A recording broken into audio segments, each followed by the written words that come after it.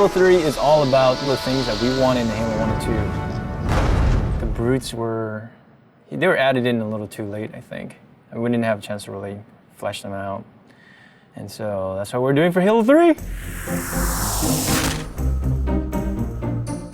Nailing the flavor for a character is often very difficult. You sort of have to feel it out as you go.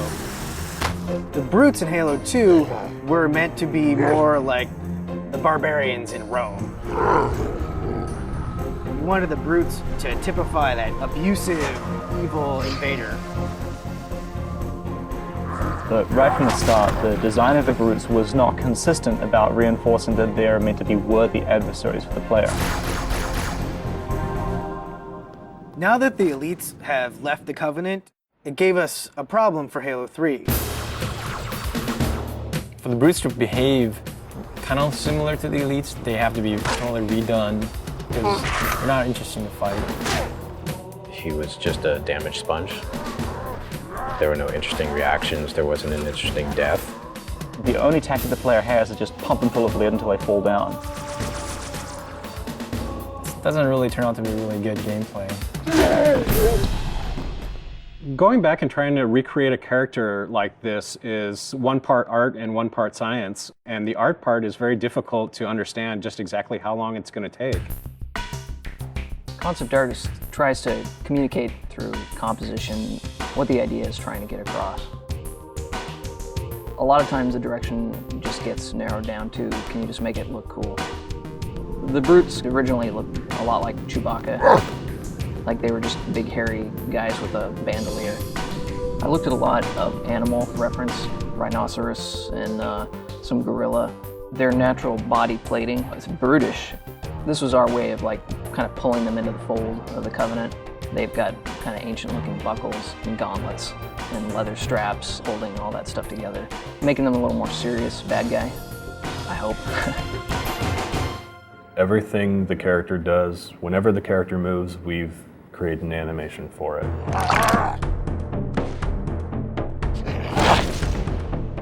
In which way that character moves, that kind of makes him unique.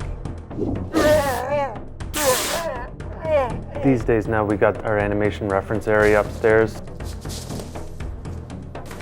We just take it upon ourselves to go film us doing each individual motion and then work that into our animation. If a brute is punching the face off a Marine, we're going to embellish that. We're going to make them punch the jaw off too. We're going to make them just punch straight through that Marine. God damn, that looked like in real life. I was just like, geez, that was awesome. When I look over and see Jeremy doing something, I'm like, oh, that's really cool. How can I work something like that into his moveset? It's exciting to see what Jeremy does tomorrow and what Bill does the next day. It's always a new... Me too. But not John. No, Not so much me. no. Nobody likes John. Players who are familiar with the brutes from Halo 2 will notice that these brutes are fully armed, fully equipped, and are not going to be pushovers.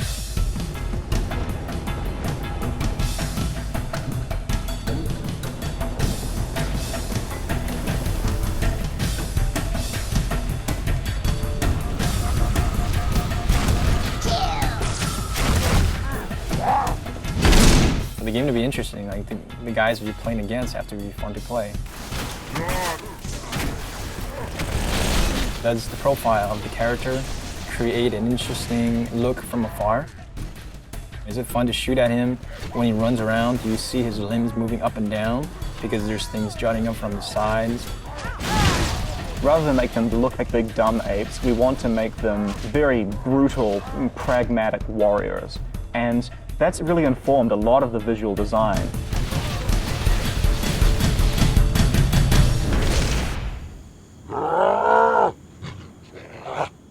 Visually through the art, we define the different classes.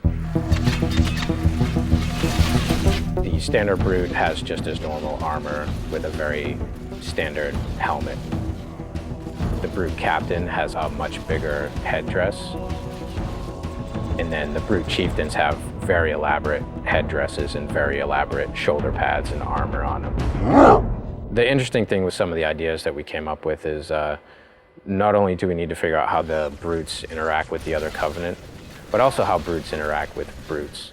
And we developed the idea of the brute pack. What makes it feel like two characters are aware of each other, deciding to do the same thing at the same time? Maybe you're kind of come around a corner and see them doing some sort of an activity that has nothing to do with fighting, but it's going to give you sort of more insight into what the brute pack mentality is like.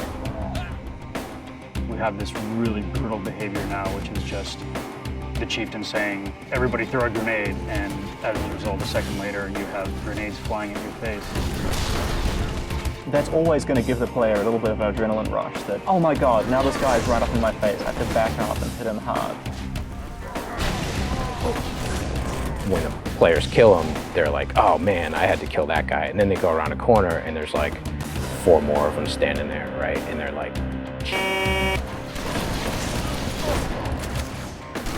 I think that the brutes bring out sort of the indignant, self-righteous aspect of a lot of players. So I'm hoping to hear a lot of, take that, and I can't believe that you have invaded my planet and I'm going to throw you off. And we hope to really bring people into the character and the drama of the situation by putting them up against these really brutal characters.